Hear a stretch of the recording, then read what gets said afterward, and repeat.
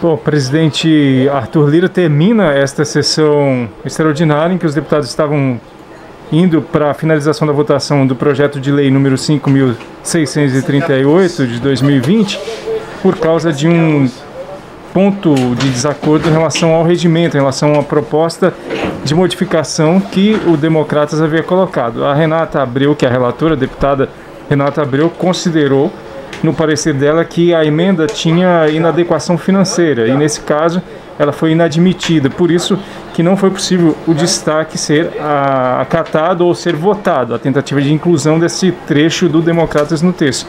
Aí o deputado Efraim Filho, que é líder do Democratas, fez uma questão de ordem em relação, na verdade nem uma questão de ordem, ele questionou a inadequação, que esse destaque que essa emenda tenha sido considerada inadequada do ponto de vista financeiro. E aí acabou que o deputado presidente da Câmara, por causa dessa discordância em relação a esse assunto, terminou essa sessão sem que fosse concluída a votação desse projeto. Bom, Dini Moraes, é uma proposta que no início a gente observou construção de entendimentos para que ela fosse finalizada, mas desde o início também, desde quando ela foi aprovada na urgência aqui para ser votada, não tinha assim um consenso. Eu me lembro de ver, por exemplo, um dos deputados que faz parte da liderança do governo, o deputado Evédio de Mello, falando que naquele momento o governo não tinha, por exemplo, compromisso com o mérito, mas aí foi se construindo até chegar à votação hoje. Aí esse impasse regimental acabou que a votação não foi finalizada.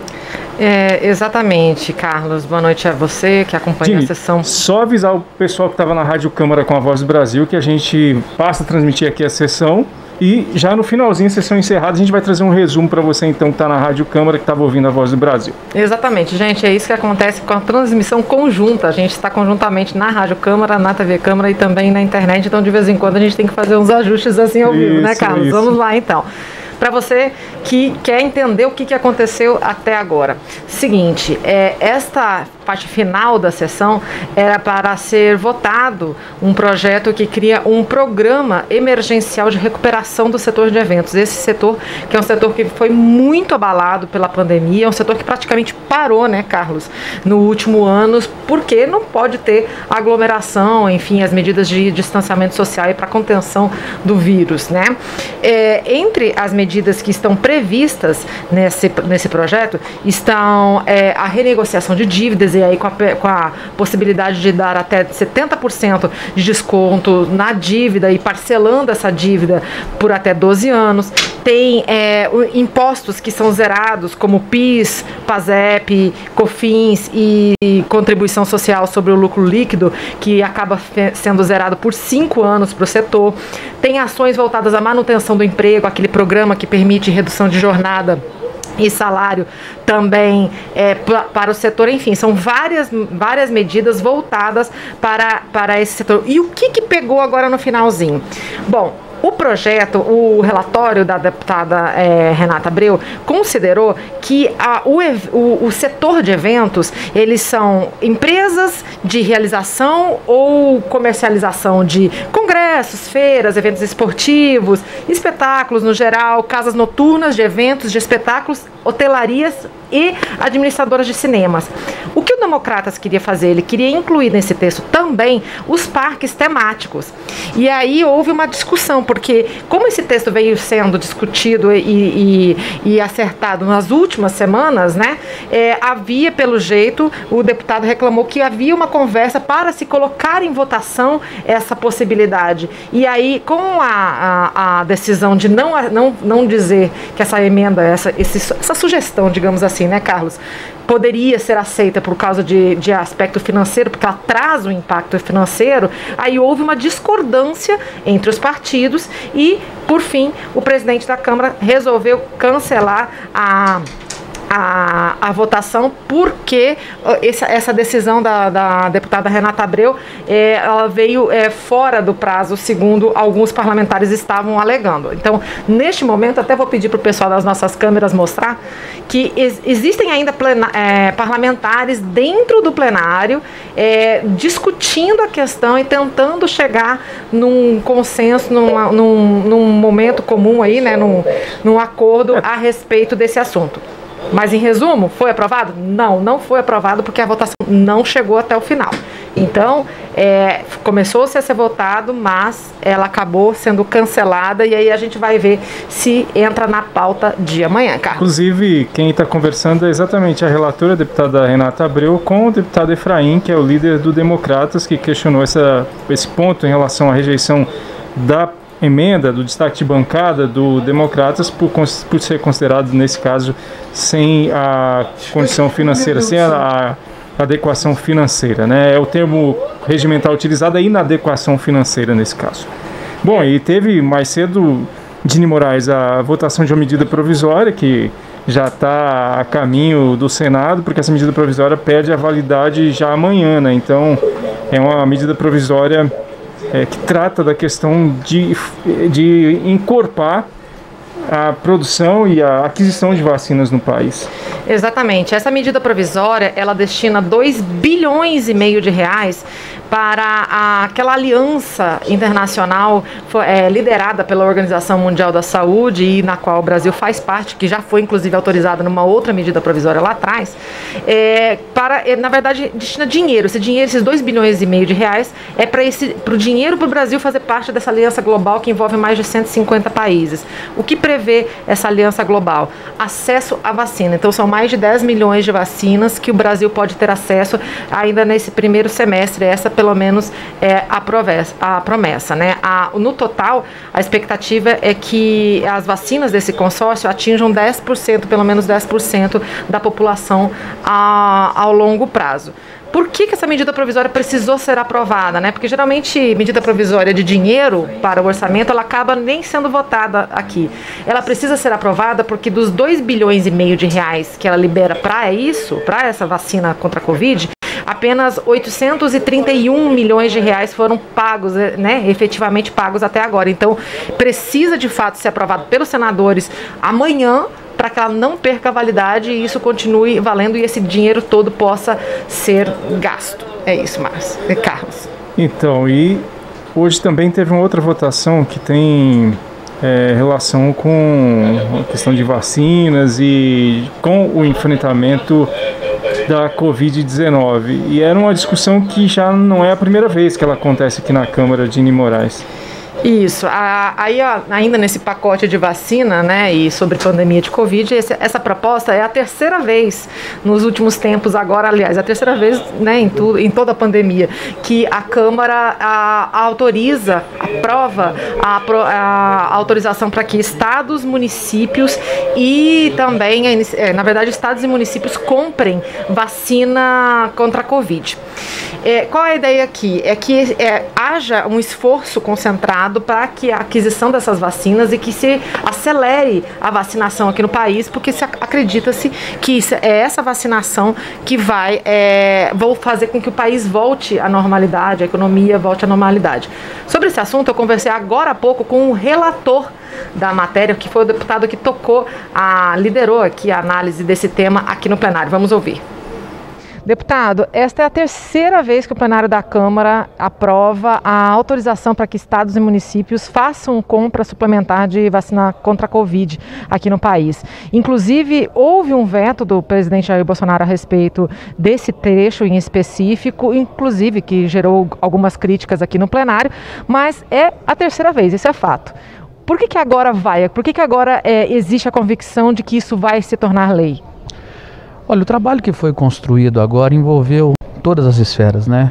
Envolveu o governo, envolveu o Senado, envolveu a Câmara. Então, para encontrar o melhor texto, para ver a viabilidade econômica, para enxergar todos os entes que deveriam ser envolvidos, como estados, municípios, iniciativa privada, nós debatemos de forma muito profunda e as experiências anteriores talvez não tenham exaurido o tema como precisava ser feito. E nós tivemos talvez também uma locomotiva que foi o nosso autor, o nosso presidente do Senado, né, o Rodrigo Pacheco, que teve toda a sensibilidade do mundo de fazer de forma muito sensível o seu projeto de lei. E nós tivemos também a felicidade de defender na Câmara aqui com um relatório que contemplasse de forma ampla Então eu acredito que essa junção, essa moção em prol da sociedade brasileira, porque pouco importa se a vacina é do governo, é do estado ou é do município. O que importa de fato é imunizar a nossa população para que todos possam retomar as suas vidas normalmente. Agora vamos explicar direitinho para quem está assistindo a gente, para quem está ouvindo a gente pela Rádio Câmara, que diferença isso pode de fato fazer na vida das pessoas. Por que as cidades e os estados precisam ter essa autorização para a compra de vacina e essa questão também da responsabilização? Que diferença que isso vai fazer?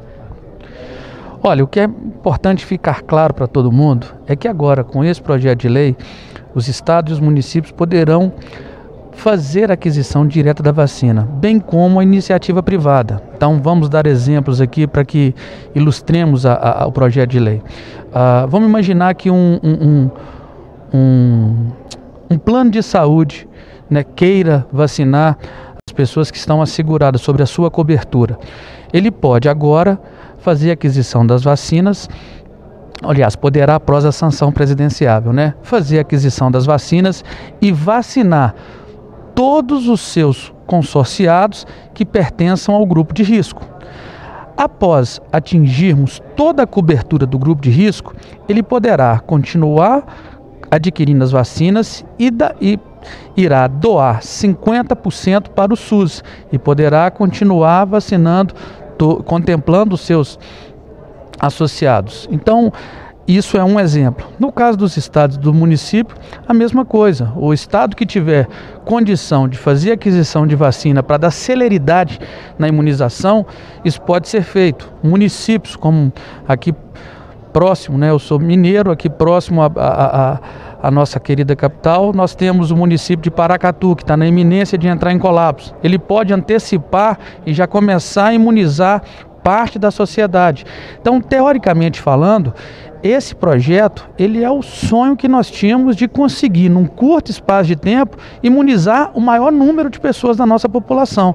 Então, essa é a nossa busca, né? A previsão, por exemplo, que nos foi dada pelo próprio governo, é que com esse plano em vigor, com esse projeto em vigor, nós conseguiremos até em meados de maio vacinar mais de 80 milhões de brasileiros e até o final do ano, todos. Então, essa é a nossa busca, vacinar todos os brasileiros com o menor custo, o menor tempo possível. Uma última pergunta bem rapidinha. Há uma reclamação sempre de orçamento, né? O próprio governo reclama que não tem dinheiro suficiente para poder tocar essa vacinação de forma rápida. Os estados e os municípios também estão reclamando de cofres quebrados. Como é que isso vai ser viabilizado, sendo que o texto diz que prioritariamente essa vacina vai ser comprada com recursos da União? Na verdade, nós entendemos que recurso existe, né? O que precisa ele ser melhor aplicado. E nós entendemos que a prioridade agora é a vacinação. Então, boa parte dos municípios tiveram, nesse curto espaço de tempo aí, a destinação de muitos recursos para que fosse destinado ao enfrentamento ao Covid. E muitos nem entenderam ou aplicaram de forma acertada esses recursos que vieram. Alguns estados também, haja visto que alguns inclusive tivemos problemas até de corrupção, de desvio de recursos. Então recurso tem, o que estava sendo era mal aplicado. Além de aplicar ele de forma assertiva agora, com esse projeto de lei que permite que eles o façam agora, nós ainda temos a iniciativa privada, que vai prioritariamente investir o seu recurso para que possamos atingir o grupo de risco e, num segundo momento, conseguirá manter a vacinação dos interessados, seguindo o Plano Nacional de Imunização. Então, na verdade, tudo o que precisava ser discutido sobre o tema foi feito e foi encontrado o melhor texto para que nós possamos, de fato, vacinar a população brasileira com rapidez e agilidade, trazendo tranquilidade para o nosso povo retomar as suas rotinas. Obrigada, deputado, pela entrevista. Então, você que está nos acompanhando aqui pela rádio, pela TV Câmara e também na internet, a gente está trazendo um resumo do que aconteceu nessa sessão, nos trabalhos de hoje, desde o início da tarde até agora. Lembrando que estava sendo encaminhada a votação do projeto de lei número 5.638 de 2020, que trata de ações emergenciais para o setor de eventos, exatamente por causa desse momento de pandemia, mas acabou que não foi finalizada a votação e aí ela deve ser concluída na sessão de amanhã de Nini Moraes. Isso, só para a gente concluir a questão da vacinação, Carlos, a gente falou que foram já a terceira vez que a Câmara aprova isso, né? Isso foi numa medida provisória que inclusive foi sancionada, foi publicada hoje no Diário Oficial e que tratava de vacina e teve esse trecho que autorizava estados e municípios a comprarem a vacina vetado pelo presidente da República. A segunda medida provisória que foi aprovada sobre isso foi inclusive aprovada pelo Senado hoje e foi remetida para sanção presidencial. E agora, esse projeto de lei que já tinha sido aprovado pelo Senado, que agora vai para a sanção presidencial. Então, segundo o relator, esse está mais acordado e provavelmente esse deve virar lei. Bom, finalizando esse assunto então de pandemia, no dia em que a gente alcança aí a maior média de mortes diárias por Covid, né, e a gente está quase se aproximando dos 260 mil mortos por causa da doença nesse último ano. O último assunto que foi aprovado, só para a gente finalizar também, foi a inclusão das pessoas com deficiência, com monoculares, né? Ou seja, pessoas que só têm uma visão em um olho, como deficiência na lei federal, tá? Isso, na verdade, coloca em lei práticas que já vinham sendo adotadas tanto pelo Ministério da Justiça quanto jurisprudências, decisões judiciais. Então, já deixa isso claramente na lei, que isso deve ser, sim, considerado uma deficiência sensorial visual. Falando de amanhã? Nesse caso, a pessoa que tiver essa deficiência vai ter direito, né, a partir da sanção ou assim, se tiver veto, obviamente não, né, mas se for sancionado, a pessoa que tiver essa deficiência, não tiver visão de um olho, ela vai ter também acesso por exemplo, a reservas de trabalho para quem é deficiente em empresas, vai ter acesso a todos esses benefícios, cotas em concursos e por aí vai. Bom, e para amanhã Dini Moraes, a gente estava falando, deve ser finalizada essa votação do projeto de lei que trata do incentivo para o setor de eventos, né, o que estava no finalzinho da sessão e acabou não sendo concluído. Já na fase dos destaques, havia apenas mais um destaque, mais uma tentativa de modificação para ser apreciada aqui pelos deputados, mas aí houve um problema nessa questão de regimento e de aceitação ou não de uma emenda do Democratas, e aí acabou que a sessão fica para amanhã. Aliás, a votação fica para depois, provavelmente amanhã, e aí os deputados devem concluir essa votação, porque já estava bem encaminhado um acordo em relação ao texto da deputada Renata. O texto principal já tinha sido aprovado, né? Faltou só finalizar, mas como a votação toda foi anulada, fica aí a expectativa de qual será a decisão que os parlamentares e o presidente da Câmara vai tomar a respeito desse assunto, desse projeto que cria então um programa de ação, de ações emergenciais voltadas para o setor de eventos. Lembrando que a sessão de amanhã está marcada para começar às 5 para as 2 da tarde, né? E por volta de 2 horas da tarde, o período de votações deve começar por volta de 3 horas da tarde. E na pauta estão vários projetos que estão previstos para a semana inteira, inclusive para hoje, que não foram votados hoje. Então tem questão de validade de exame pré-natal, tem uma medida provisória que trata dos consignados, de aumentar a margem dos consignados para aposentados, e o relator quer estender isso para servidores públicos e militares também. Esse deve ser, inclusive, um dos grandes pontos de votação no dia de amanhã. E também a possibilidade que vários líderes estão falando da votação da nova lei do gás. É isso, a gente convida você para estar amanhã conosco, então, acompanhando tudo de pertinho aqui pela Rádio Câmara, na TV Câmara e também no nosso aplicativo Câmara ao Vivo. A gente fica por aqui, até amanhã, tchau, tchau. Tchau, tchau.